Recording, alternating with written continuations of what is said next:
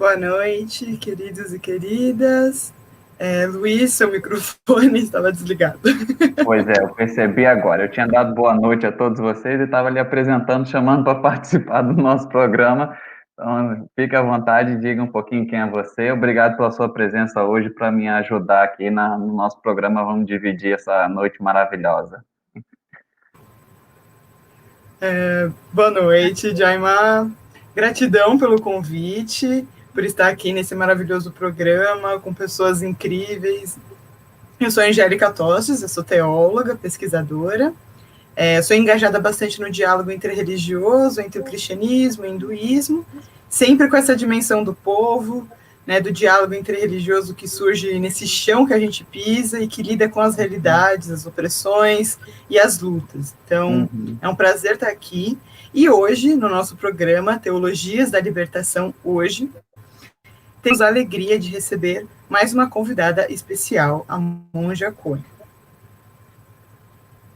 E na pessoa dela, acolhemos neste processo de curso da Teologia da Libertação para os nossos dias todos os irmãos e as irmãs que compartilham, que são também das outras escolas do budismo no Brasil, que vivem essas espiritualidades vindas do Oriente, né? Que nós, aqui do nosso outro lado, nós temos uma cultura um pouco mais latina, um pouco mais ocidental, e é uma alegria muito dividir também essas experiências com outras tradições. Por isso, começamos a pensar esse programa de hoje com um poema do grande místico Tagore, que escreveu esse poema em 1910 e faz parte do livro Gitanjali, e esse poema é o canto número 11. Abandone essa entoação de cânticos e essa contagem de rosários. A quem você adora nesse canto escuro e solitário, deste templo de portas fechadas. Abra os seus olhos e observe. Seu Deus não está aí. Ele está onde o lavrador cava a terra dura, e onde o construtor de caminhos está quebrando suas pedras. Ele está com eles no sol e na chuva, e suas vestes estão cobertas de poeira. Abandone seu manto eclesiástico e faça como ele. Vá cultivar o solo. Libertação? Onde se deve encontrar esta libertação? Nosso mestre tomou alegremente sobre si os encargos da criação. Ele está conectado a todos nós para sempre. Saia das suas meditações e deixe de lado suas flores e incenso. O que importa se as suas vestes se rasgam ou mancham? Vá encontrá-lo e fica com ele na lavra e no suor da sua fronte. Que lindo, né? Um belo de um poema para já fazer a gente entrar nessa sintonia aqui de reflexão muito interessante. Para a gente iniciar o nosso encontro, a gente, como sempre, responde as perguntas da aula que ocorreu na quarta-feira passada, do nosso curso de teologias. Então, eu chamo agora nosso irmão Marcelo. Bem-vindo, Marcelo, boa noite. Boa noite, Luiz Felipe, boa noite, Angélica. Que alegria estar com vocês e assim ter quase como se fosse um êxtase de amor, de carinho, em receber aqui a Monja Coen. Daqui a pouco nós vamos recebê-la juntos. Mas eu estou aqui para responder as perguntas, quero ver se respondo bem curtinho, que é para a gente ter mais tempo com a Monja Coen. Vocês. Vamos ter a alegria agora imensa de receber aqui no nosso programa Teologia da Libertação hoje, a minha querida, queridíssima, amada irmã, a Monja Coen. Bem-vinda, irmã. Que alegria revê-lo, que poder estar juntos. Que bom. Mim, já temos uma história longa de caminho juntos. É verdade. Campina Grande, Grande, Goiânia. Aqui em São Paulo teve a URI, né? A Iniciativa das Nações Unidas. Tivemos muitos passos lado a lado. Muitos momentos de aprender com você. E agora vou ter um novo. Eu peço ao Luiz Felipe e Angélica, porque aí para entrevistar você tem que ser jovem. né? Não pode ser assim qualquer pessoa, né? Tem que ser gente importante. Eu chamo Luiz e Angélica para isso, tá bem? E aí depois eu entro também com eles. Perfeito. Obrigada.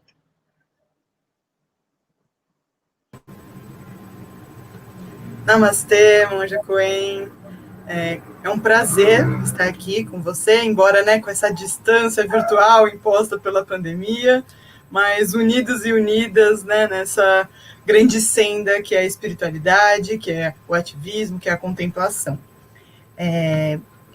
Então a gente queria conversar um pouquinho com você nessa primeira grande abertura, que em muitos lugares você já compartilhou a sua história de vida, mas a gente quer saber de você como que foi esse encontro pessoal com o budismo, que aparentemente é uma tradição tão distante da cultura e da religiosidade brasileira. Então, como que é ser uma monja budista e mulher, né, de uma tradição que são poucas monjas, e quais os passos para quem sente também essa vocação budista? Bom, nós temos, para quem sente a vocação budista, tem um processo longo, porque como o Brasil não é um país budista e as pessoas não têm muito conhecimento do que é, primeiro tem que aprender, e isso pode levar muitos anos. Então eu já vou desestimulando a pessoa, porque acha muito bonito ser monja, carequinha, né? Não é bem isso, é uma viagem longa, é uma viagem bem longa. Eu comecei a praticar, eu me tornei monja com 36 anos de idade, eu tenho 73. E quando eu fui morar nos Estados Unidos, e lá eu me senti ligada a essa prática meditativa. O que me aproximou do Zen budismo foi a meditação. E o que me levou aos votos monásticos foi um mestre do século XIII, chamado Eihei Dogen, que é o fundador da nossa ordem no Japão. Eu comecei a ler os trabalhos dele e me apaixonei. É uma maneira de pensar, para mim, extremamente interessante. Mas aqui no Brasil eu fui jornalista. Eu fui jornalista profissional, bem jovem, e nessa época entrevistava, era repórter da Geral, nós tínhamos um governo militar na época, e muita gente estava indo para a clandestinidade, tinha manifestações nas ruas, e imagine, com 19 anos, o que você pensa? Como é que eu vou mudar o mundo? Aliás, eu continuo pensando isso até hoje, mas como é que podia fazer mudanças que não fossem violentas? E começa a jornada, essa procura, comecei a ler muito, de todas as tradições espirituais. A minha família era católica, é católica apostólica romana, estudei um pouco em colégios de freira, mas quando eu tinha 13 anos eu comecei a questionar a falta de coerência de adultos em relação ao que Jesus pregava e como viviam, principalmente diferenças sociais, de não compartilhação. E eu falava, não compartilhamento, eu falava, mas mamãe, o que é isso, mamãe? Você prega uma coisa, mas você não vive o que você prega. Então, essa minha questão da coerência me acaba me afastando. Naquela época, as missas eram todas em latim, a gente também não entendia direito o que estava acontecendo, né? E com 13 anos eu falei, eu não vou mais à missa, eu não vou à igreja, porque não faz sentido para mim. Não há coerência dentro do que é pregado e o que é vivido. Me afastei e comecei a perguntar o que é Deus. Onde está e onde se manifesta? E essa procura vai me levar por vários caminhos diferentes, os Vedas, Upanishads, Bhagavad Gita, Nietzsche, Trotsky, foi para todos os lados a procura, e nisto, quando eu, depois de várias peripécias da vida, fui morar em Los Angeles, na Califórnia, e encontrei o Zen Center de Los Angeles. E aí me dediquei à meditação, encontrei esse mestre chamado Dogen, que é do século XIII, com quem eu encontrei grande afinidade de uma maneira de analisar a realidade e não ficar parada num ângulo só. Então, quando ele apresentava o pensamento de um monge antigo, um grande mestre, ele questionava esse mestre. E depois, o outro mestre que questionava este, então ele nos dá, assim, um grande como pensar. Ele não diz o que eu devo pensar, mas que é possível pensar, analisar e criticar até mesmo os grandes pensadores da nossa ordem. Então, essa liberdade de poder olhar, de até criticar, mas para você chegar em algum ponto, será que eu entendo o que realmente esse ser estava falando ou não? Será que a minha maneira de pensar é completamente diferente? Isso me levou a um grande entusiasmo para essa prática, pedi para me tornar monja. Minha mãe, como você, disse, porque minha filha, por que uma religião do outro lado do mundo, por que não vira uma freira católica da nossa tradição? E eu precisei dizer para minha mãe que quando meu coração se abriu para uma vocação, para um questionamento muito profundo, o que eu encontrei e o que respondeu meus anseios naquele momento foi o Zen Budismo, que é uma prática muito de meditação, de silêncio, de introspecção. Alguns textos são lidos, mas não durante a meditação. A meditação é silenciosa e esse encontro de você com alguma coisa que a gente chama o eu maior, a natureza Buda, a sua natureza verdadeira, a essência do ser. Nós não falamos de Deus, essa palavra não é usada no budismo, não é negado nem confirmado, é apenas uma expressão que não se usa. Nós temos que acessar a natureza verdadeira que está em nós e que está em tudo que existe. E aí o seu olhar muda para a realidade. Por aí. Diga, Luiz. Que maravilha, boa noite, primeiro, paz e bem, monja. Eu vou continuar nesse tema da meditação, que eu acho que é uma das grandes curiosidades para todo mundo que quer conhecer o budismo, quer entender um pouco melhor como é essa meditação, né? A gente fica com essa dúvida, né? Como que essa prática da meditação, você disse aí que ela é uma coisa interior, silenciosa, mas isso não significa que ela é inerte, né? Que ela paralisa aí, né? Então a gente quer saber como é, né? Essa meditação por dois aspectos. Uma que a gente vive numa sociedade hoje em dia que é muito correria, é uma eletricidade, ou é rede social, é uma chuva de informação. Então, qual é a importância dessa meditação nesse sentido? E como que ela leva à ação, né? Porque se você está meditando, ela tem que ter alguma explicação, né? Como que essa meditação pessoal te leva a um caminho de ação de justiça social, né? Muito bem, Luiz Felipe, gostei. É isso mesmo, a gente fala, se estamos falando de budismo, estamos falando de engajamento social. Quando eu me interessei pelo budismo, a minha questão na época, como eu falei na redação, muita gente estava indo para a clandestinidade, e a minha pergunta era, será que é possível transformar o mundo e como transformá-lo? E quando eu li o livro do Trotsky sobre a Revolução Internacional, a minha compreensão foi diferente. Ele falava de um grupo de revolucionários que matavam todos os corruptos, e eles, os bons e os puros, assumiam. Só que daí a pouco seus ministros também estavam corrompidos. A minha interpretação foi, se cada um de nós, ser humano, não se modificar, nós não modificamos estruturas sociais, políticas e econômicas. E eu acredito firmemente nisso, que a meditação, que o despertar da consciência humana, essa percepção que somos um só corpo, uma só vida, com tudo que existe no planeta.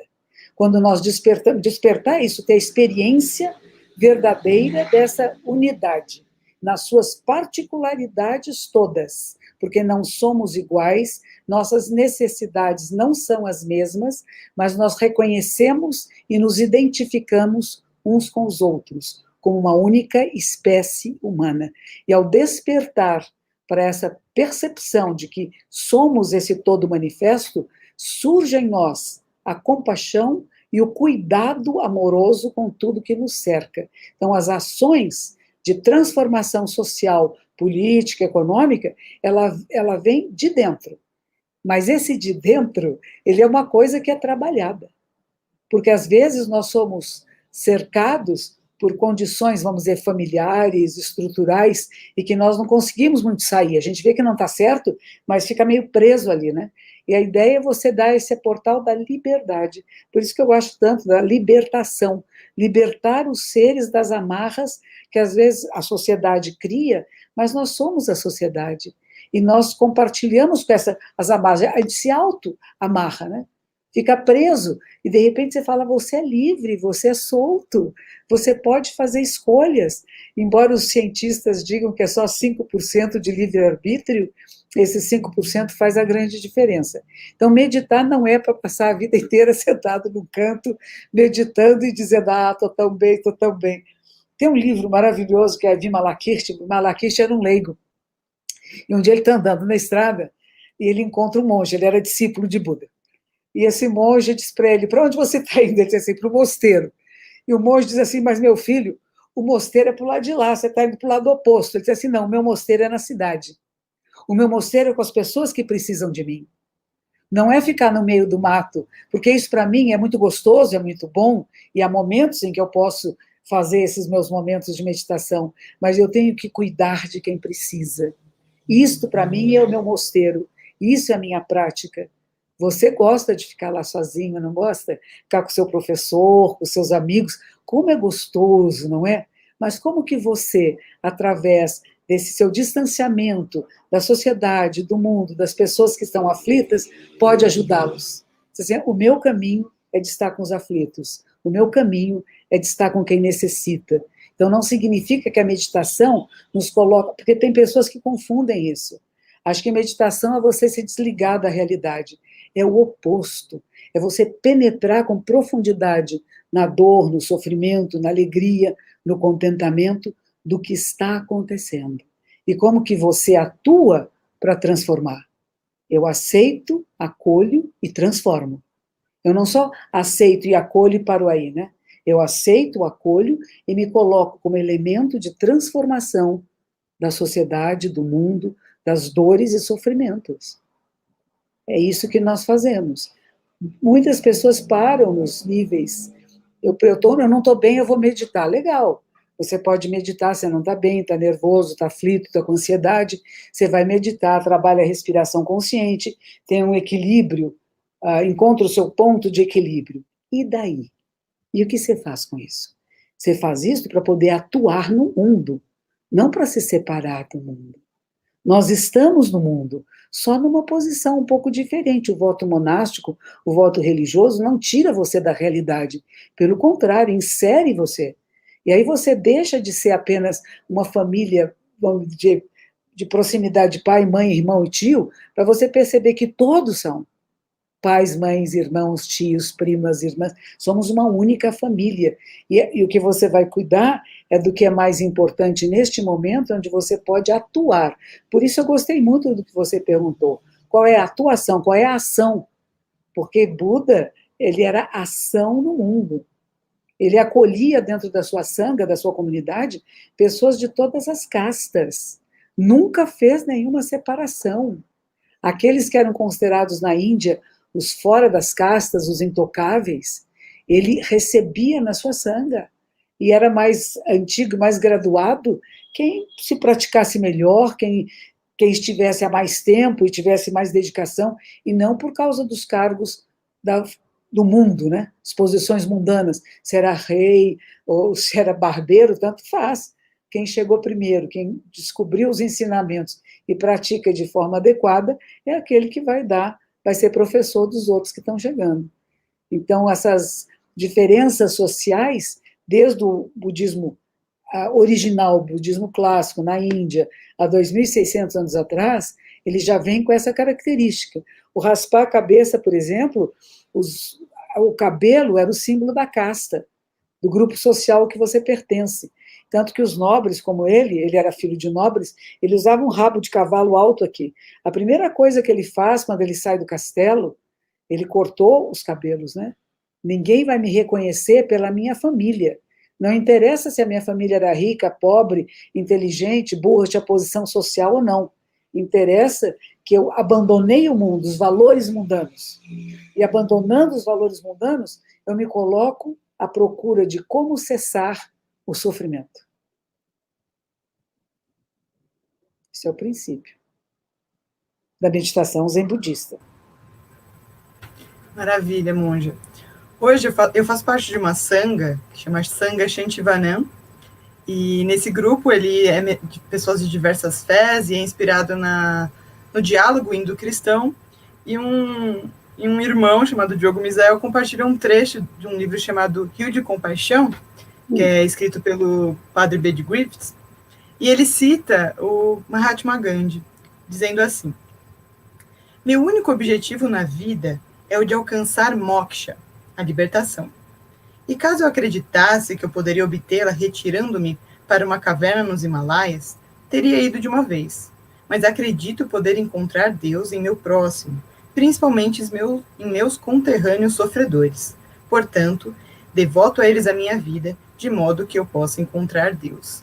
Um pouco em diálogo, embora o budismo não tem essa figura, né, de Deus, né? Buda é esse estado que todos nós podemos alcançar, né, pelas práticas difíceis muitas vezes. E nesse curso, né, toda semana a gente pensa as teologias da libertação para os nossos dias. E no budismo tem o movimento, né, Bodhisattva, que, né, no meu breve conhecimento, que são aqueles e aquelas que, alcançando essa iluminação, fazem o voto de não se adentrar ao nirvana até que todos os seres alcancem a libertação. Então, você poderia falar um pouquinho sobre esse movimento e como que ele liga com tudo aquilo já que você trouxe para a gente na resposta anterior, sobre, né, essa ação, essa contemplação e essa transformação no mundo? Bom, a gente tem várias correntes budistas, várias delas. Eu faço parte de um grupo que chama Mahayana. Maha quer dizer grande, Yana, veículo, grande veículo. Depois da morte de Buda, houve cisões na Sangha, e eu faço parte desse grupo. Para nós, o ideal de um praticante, de um ser humano, é acessar o estado de Bodhisattva. Bodhi ou Bodai quer dizer iluminação, e Sattva quer dizer ser.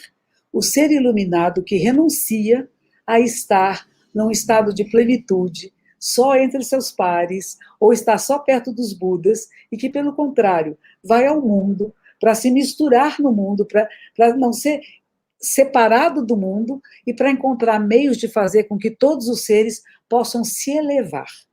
Nós dizemos que o maior presente que você dá a alguém, a maior doação que existe, é sabedoria.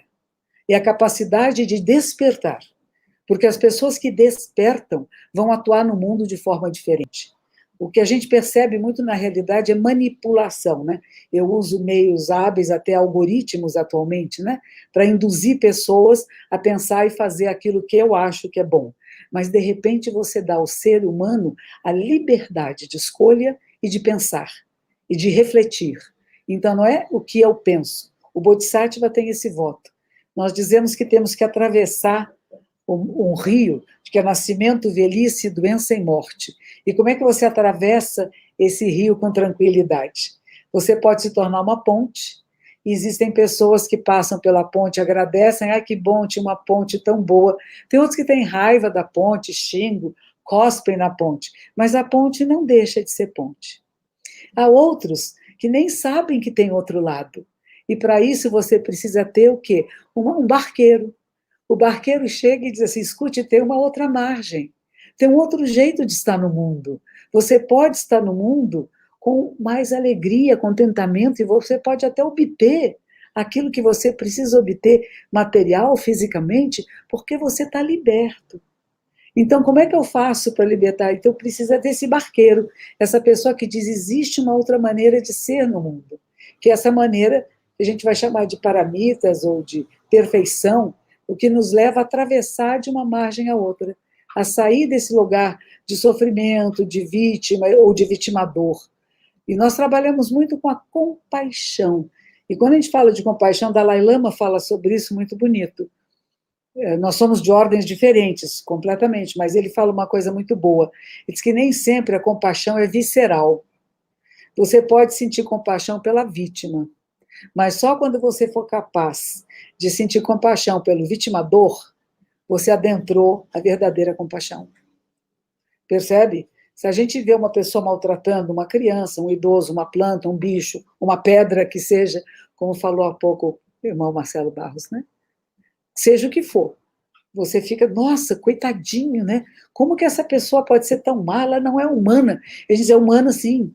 Isso é do ser humano, as maldades, os abusos, de todas as formas, abuso da natureza, fogo nas matas, tudo isso, massacre de indígenas, feminicídio, tudo isso é humano. Mas nós temos que fazer escolhas e ajudar as pessoas a sair desse lugar. Então, em vez de só apontar aquele lá não presta, aquele não presta, nossa, como é que eu acolho essas pessoas que são tão confusas e perdidas no mundo e entra no meu coração de compaixão? E eu vou querer o bem delas, vou querer o quê? Que despertem. Talvez a gente não tenha capacidade de fazê-los despertar, mas a gente tem a intenção de acolhê-los nas nossas preces para que possam se transformar. Alguns se transformam, outros não. mas não é por isso que a gente odeia ninguém, não trabalha com ódio, com raiva, com rancor, com vingança, trabalha com amor, com respeito, sabendo que são frutos de uma sociedade violenta. Uma sociedade de violência vai criar seres violentos. Então a gente fala, qual é o oposto disso? Criar uma cultura de não violência ativa. Você fala de Mahatma Gandhi, né? E eu uma vez estive conversando com o pessoal do MST, e eu dizia assim, sabe, faz muitos anos, né? Para fazer caminhadas, movimentos, por que não vamos de mãos dadas? Por que não fechar o punho? Não. Abra as mãos. Nelas cabem todo o universo. E a gente vai brigando, você não está me vendo. Mahatma Gandhi fazia manifestações, todos iam vestidos de branco, né? Ninguém falava nada, não tinha palavra de ordem, tinham faixas. Era os pessoal que trabalhava nas salinas, né? Lembrem-se de nós. Eu acho que tem maneiras da gente se manifestar que pode ser tão bonita, amorosa, não violenta, não vingativa, não rancorosa, que eu acho que é por aí que a gente pode mudar o mundo. Mas é preciso se posicionar, é preciso falar, não é ficar quieto em casa meditando, dizendo, eu estava tão nervosa, eu meditei e fiquei bem. Sim, a gente medita e fica bem, é verdade, mas para verificar o que foi que me provocou a minha raiva, a minha fúria, a minha indignação, e como que eu uso isso como alavanca de transformação do mundo, não de um aquietamento.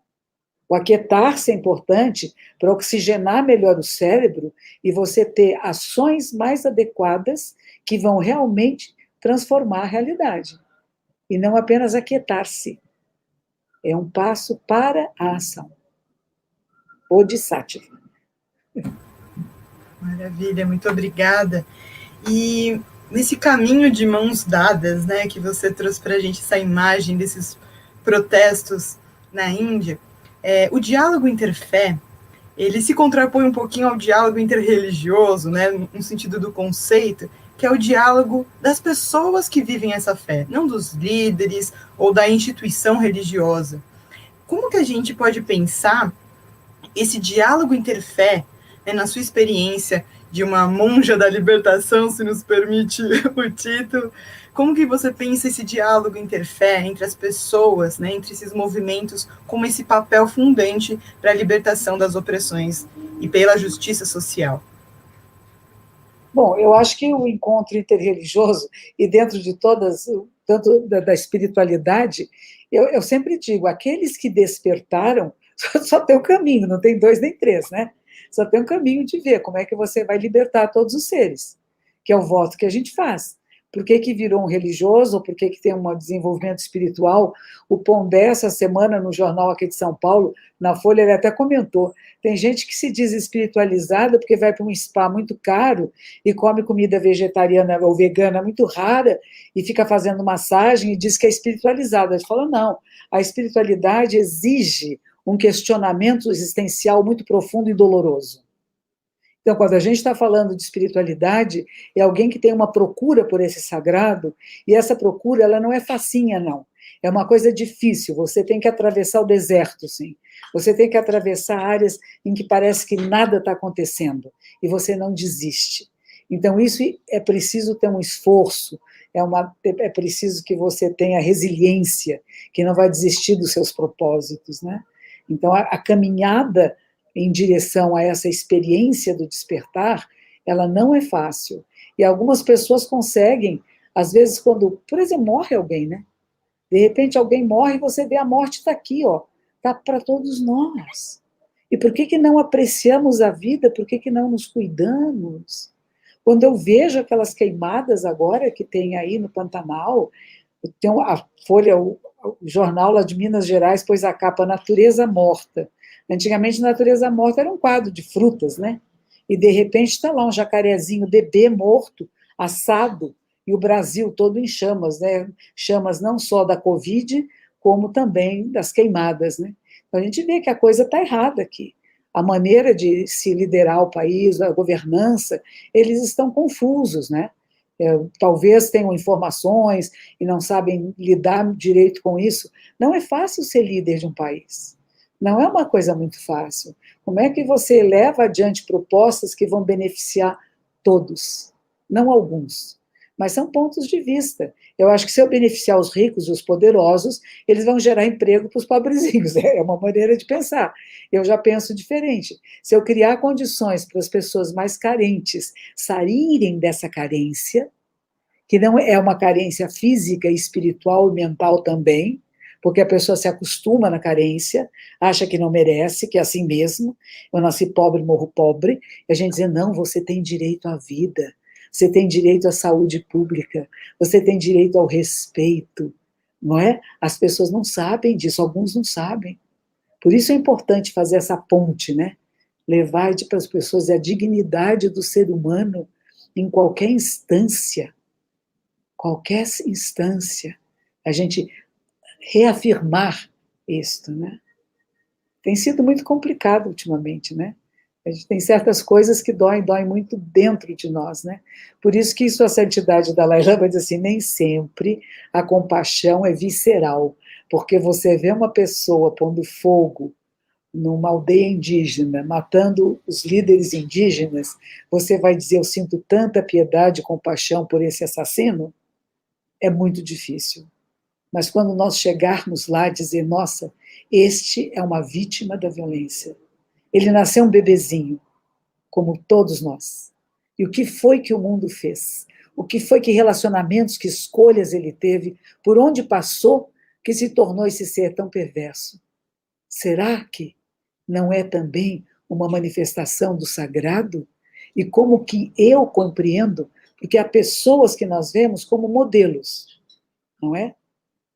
O irmão Marcelo Barros, Leonardo Boff, né? O Frei Beto, são pessoas que, para mim, são exemplos, modelos de como viver no mundo e estar no mundo. Né? E tem algumas pessoas que não são. Então, tem certas pessoas que eu digo que eu não seja como essa pessoa. Coitadinho, né? Ou coitadinha, por onde passou, o que aconteceu, mas eu não odeio, eu não quero a sua extinção. Aí, de novo, voltando para Mahatma Gandhi, que ele diz, não é a pessoa que eu condeno, é a ação, o pensamento, a fala. Isso tem que mudar. Mas essa pessoa não, ela só está manifestando aquilo por onde passou, né? Mas temos também de nos posicionar no mundo. Não é dizer, fico quietinho. Esses dias estive vendo um TED, dessas coisinhas curtas, né, de uma moça norte-americana, falando sobre as mulheres, e ela dizendo que uma amiga dela estava preenchendo um formulário no correio, e de repente um homem, ela tem 60 anos, essa amiga dela, um homem chegou por trás, pegou ela pelos ombros aqui, pôs ela de lado, pegou uma coisa que ele queria e foi embora. E ela disse que ficou furiosa, e que ela percebeu aquela fúria dentro dela. Eu disse assim, por que eu fiquei furiosa se esse homem nem me magoou? Ele só me afastou? E ela disse assim, porque nós mulheres temos sido manipuladas, afastadas, colocadas de diálogo há tantos séculos, e fomos educadinhas para dizer, tá bem, não tem importância, tudo bem, que a fúria está lá, ela está contida dentro, e ela pode sair em qualquer momento. E a que ela sugere é, manifeste-se, fale, mas não na hora que está com raiva, não na hora que está ardendo de rancor, de fúria. Recebe, percebe, nossa, e qual é a maneira adequada que vai funcionar, que vai dar certo?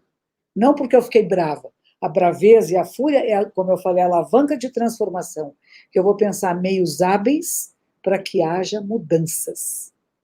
Posso falar até com essa mesma pessoa, com outras pessoas, mas eu vou falar de maneira que as mulheres possam se manifestar, sem provocar marido, para não levar feminicídio, não levar soco, né? Eu falo, você está falando com um homem embriagado, você não vai provocar, não vai discutir a relação, né? Porque ele também precisa ser reeducado. Quando a gente vê a ideia do casamento, e me falaram, oh, Marcelo Barros pode me corrigir se está errado, um dia me disseram isso, que o 9º mandamento era assim, não desejar a mulher do próximo, o gado do próximo e o terreno do próximo, porque é tudo igual, né? A mulher, o gado, as terras, era no mesmo nível. São propriedades de um senhor, de um homem, né? O casamento, o que faz? O homem, o pai, leva a noivinha até o altar e entrega para o noivo, quer dizer, de um homem passa para outro homem, que é uma mulher. E as meninas acham bonito. O casamento budista, pelo menos, não é assim. O casalzinho entra junto na igreja. os pais já estão lá no altar, tem um casal de padrinhos que vai atrás, um casal de conselheiros para o casamento, que é padrinho os dois, não tem padrinho da noiva ou da noiva, é dos dois, e eu acho que é mais bonito, para mim, faz mais sentido do que um homem passar para outro homem, uma jovem, uma mulher. Perpetua um estado de dependência e que precisa ser cuidada pelo masculino, quando hoje em dia nós sabemos que a maioria das famílias são mantidas por mulheres, sozinhas. Isso é família hoje em dia, né? Adorei, adorei. Quem dera muitas a nossa igreja pudesse ouvir isso com o coração aberto, pudesse refletir sobre essas coisas, né? Não dizendo que está errado ou que está certo, mas algo precisa ser refletido, né? Muito bom. Como a gente está aqui, eu acredito que o público seja muito mais católico, já que faz a maioria do programa. Você já falou que Deus é nem não confirma nem confirma, mas dentro do nosso tempo agora cristão, nós estamos vivendo o tempo da criação, que seria um tempo de renovar, de repensar toda a ação humana na natureza, porque dentro do cristianismo, da cristandade, a gente acredita que Deus nos criou e nós somos os cuidadores dessa natureza. Isso também é assim para vocês? Como é essa relação no budismo do humano diante de todas as outras criações? Existe também não um quesito de superioridade, mas um quesito de, não sei, de repente uma maior elevação, né? Que nós temos uma consciência maior e isso deveria se refletir como um cuidado, né? Como, por exemplo, um adulto tem que cuidar da criança, porque ele tem um conhecimento maior, um preparo maior. Como que é essa relação humano e natureza para vocês?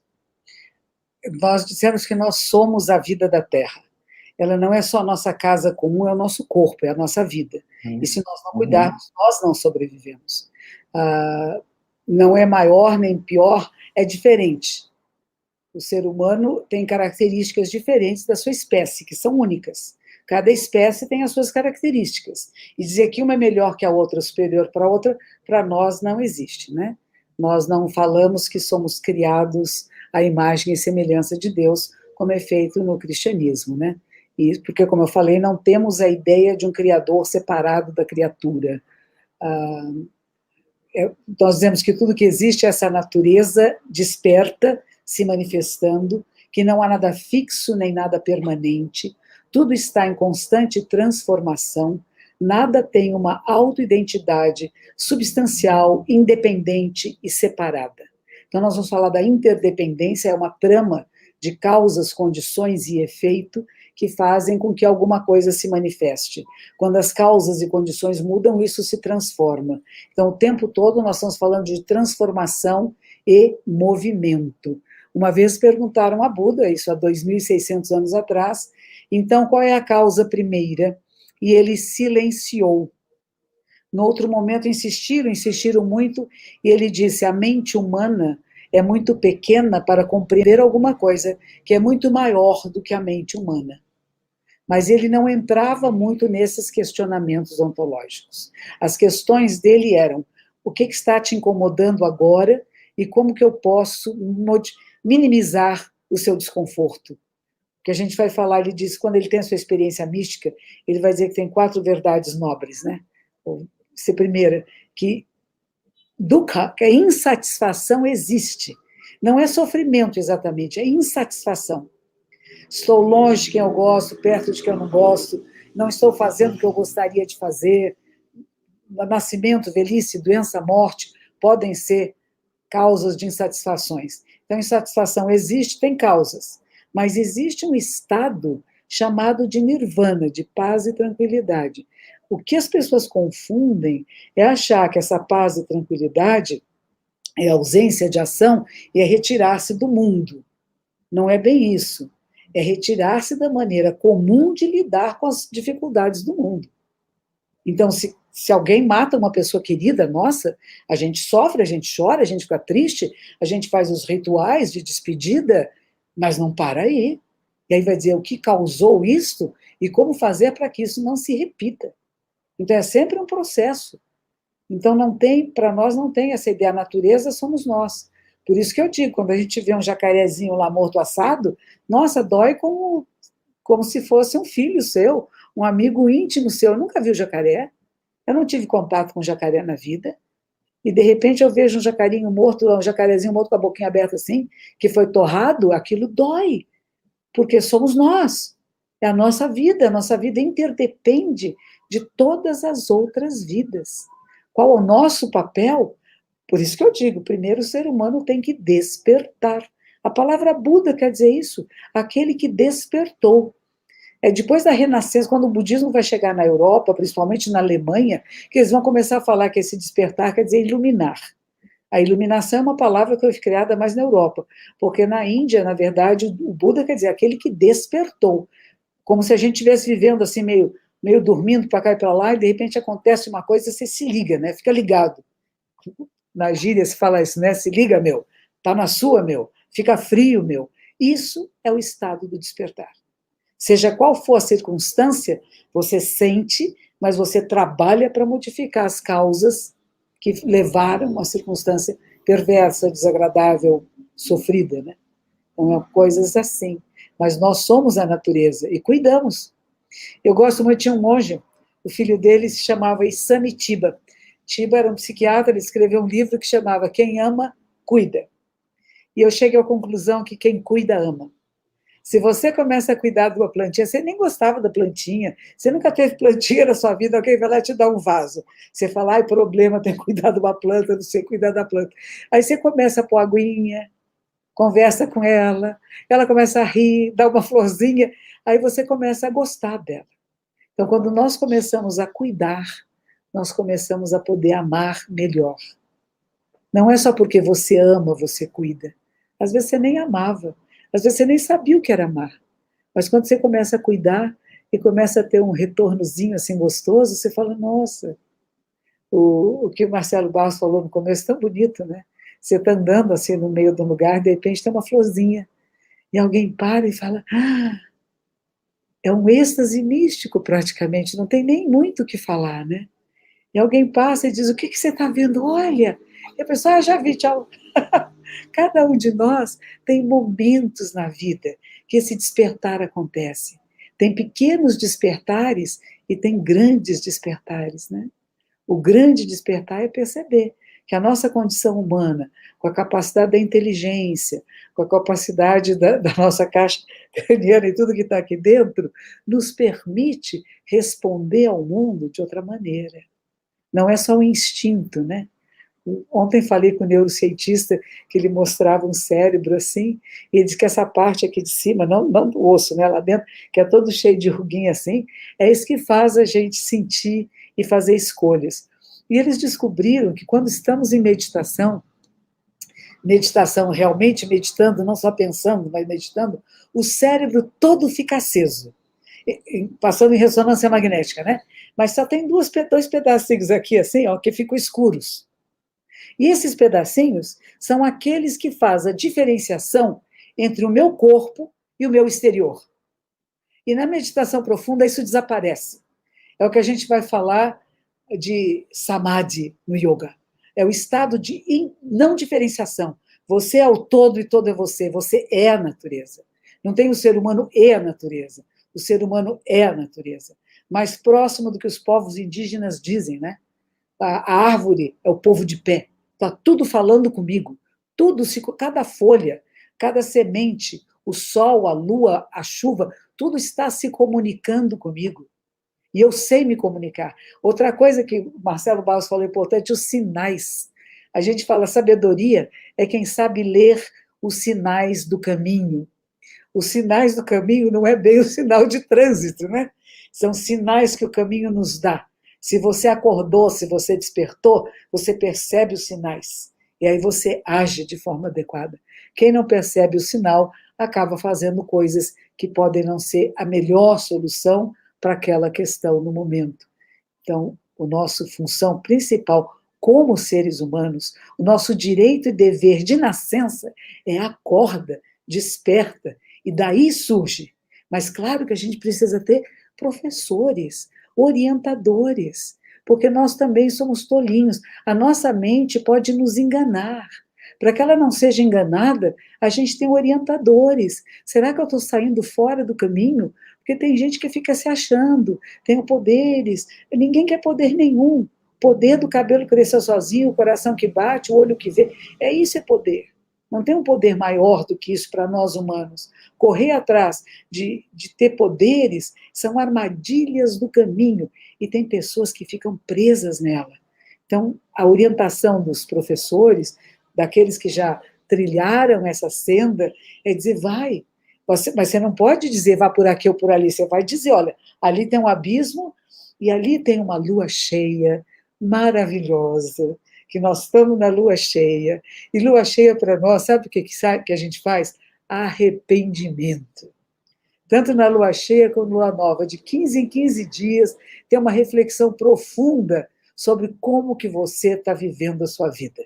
Eu acho que cachorrinho não faz isso, barata não faz, vários animais, mesmo a árvore, acho que não faz, embora a gente saiba hoje que elas se comunicam pelas raízes de uma forma incrível, né? Tudo está vivo, tudo está se comunicando uns com os outros. É maravilhoso isso, essa percepção. E hoje é uma das noites do arrependimento. É um pouco que nem o Yom Kippur. Não é que a gente passa a noite toda, 24 horas, sem comer, sem beber, não. A gente, às vezes, olha para a lua e fala assim, ó, todo karma prejudicial alguma vez cometido por mim, desde tempos imemoriáveis, devido à minha ganância, à minha raiva, à minha ignorância, sem limites, nasceu do meu corpo, da minha boca e da minha mente. Agora, de tudo, eu me arrependo. O arrependimento nos coloca em grande pureza.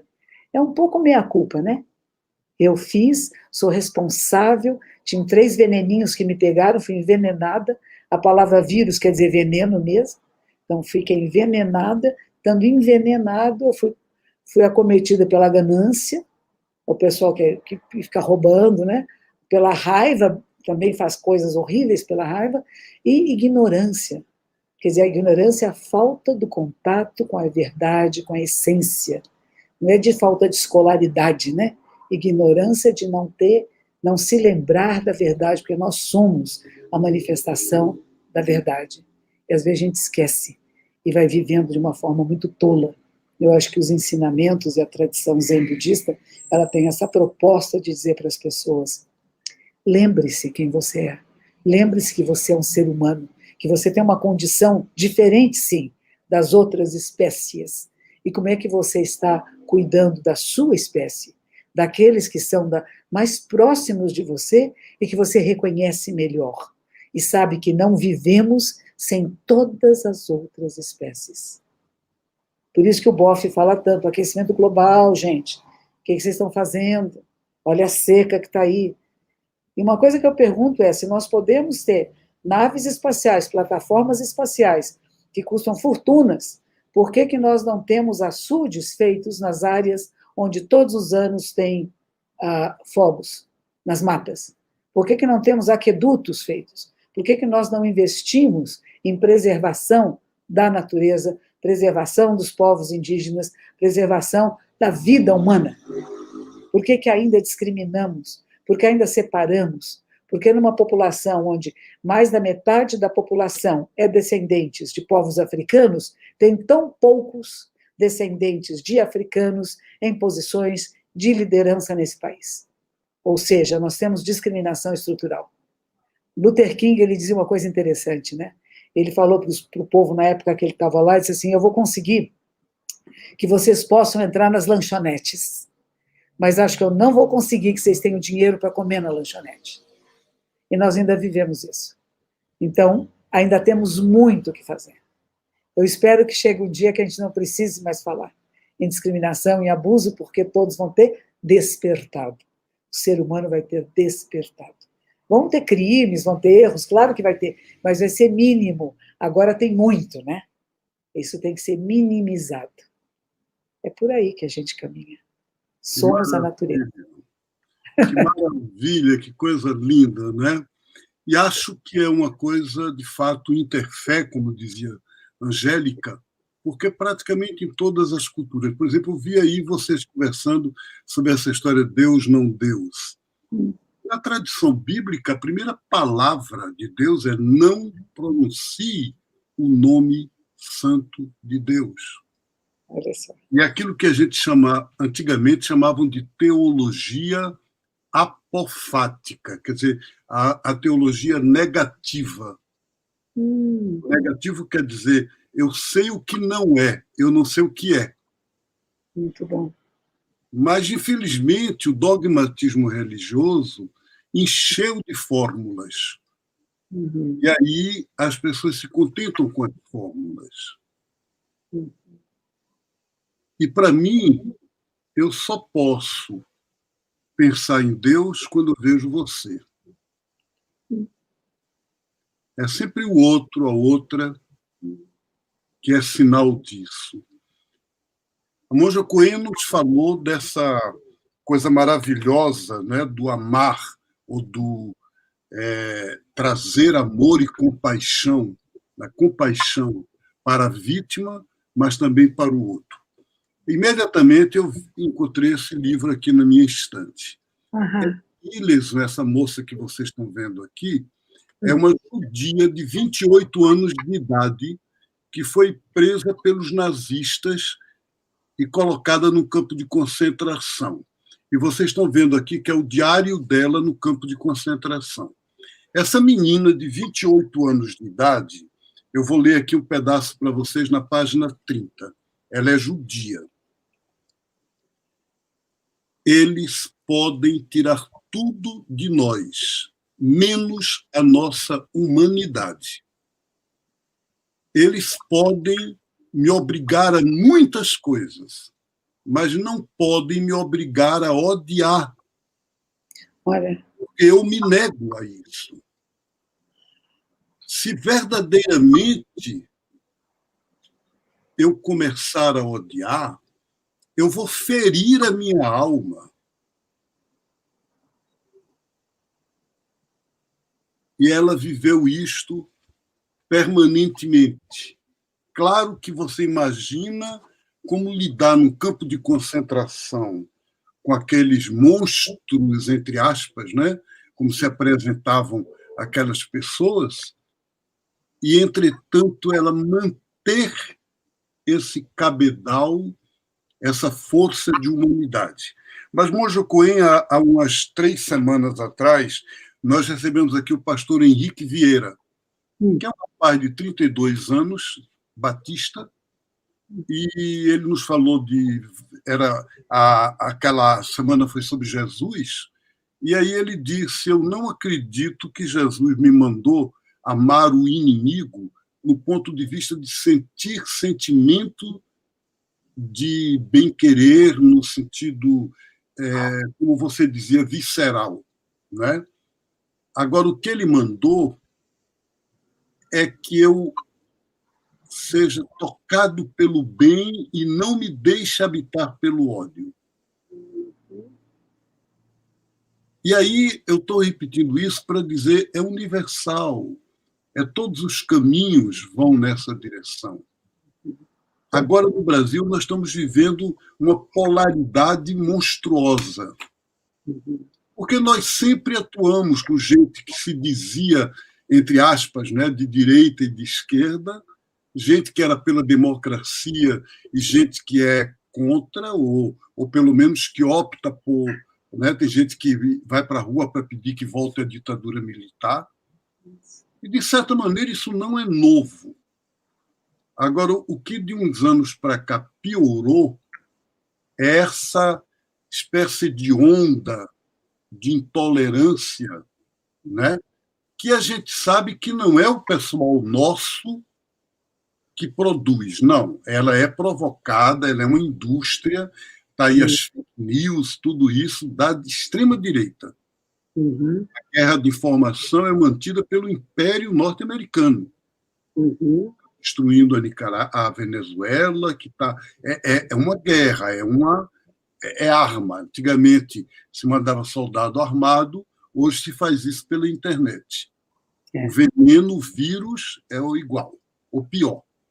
Isso. Agora, da parte da gente, é muito importante não renunciar a essa humanidade. Não renunciar a essa dimensão amorosa, compassiva e solidária do nosso ser e reconhecer isso no outro como humano. Sim. Em qualquer situação, de qualquer maneira. Para mim, essa palavra que você deu aqui foi fundamental nisso. Além de nos lembrar a palavra do Mahatma Gandhi, comece por você mesmo a mudança que você deseja para o mundo, né? É fundamental. Que pena que a gente não tenha a noite toda para ficar conversando aqui, né? É tão bom. De qualquer maneira, foi uma injeção de vida, de ânimo, de espiritualidade e de alegria. Muito obrigado, gratidão no coração. Gratidão profunda. Sempre é bom vê-lo, ouvi-lo e receber as suas bênçãos, porque o que você fala nos abençoa a todos o tempo todo. É muito, Monja Cunha, é muito, você muito mais. E aí você estava falando de bênção, e a gente tem um costume aqui no programa que a pessoa que nós convidamos, no final, nos diga uma bênção, né? E aí essa bênção é o bem dizer. É bênção porque é uma afirmação de vida, de amor, desse ser de amor que você é, alguma coisa que possa ficar para todo mundo, tá bem? Que todos os seres possam despertar, que todos os seres despertos nos ajudem nessa jornada, que os fogos nas matas cessem, que todos os seres sejam respeitados na sua diversidade de escolhas, que aquilo que é prejudicial nós saibamos não deixar desenvolver, aquilo que é benéfico que nós vamos fazer com que se desenvolva. Então, que todos nós juntos possamos ser a transformação que queremos no mundo. Cada um de nós ser amor, ser compreensão. Você não precisa amar o outro, mas não deve odiar ninguém, nunca. Não deixar ódio, raiva, rancor crescer em você, mas que cresça o amor, a sabedoria e a compaixão. Que assim seja. Amém. Muito obrigado demais, de todo o coração. Acho que eu expresso aqui a palavra do mundo inteiro, que tão vivo a gente, né? De dizer gratidão. Que Deus abençoe você com muita saúde, paz e força para continuar essa profetisa, para usar uma palavra bíblica, que você é. Obrigada. Angélica e Luiz Felipe. Beijo no coração. Muitos beijos, muita alegria. Obrigado a todos vocês. Gratidão também, Monja.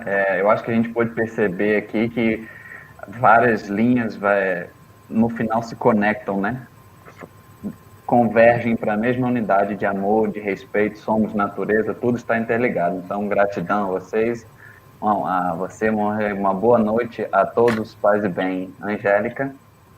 Gratidão, e esse processo mesmo de abraçar essas ambiguidades é bem complicado. Então, foi um sopro de esperança estar aqui com vocês. Agradeço, Marcelo, né, o convite, Monja Coen, com essa palavra, com esse despertar a todos nós, e ao querido Luiz aqui por ter dividido essa mesa virtual maravilhosa.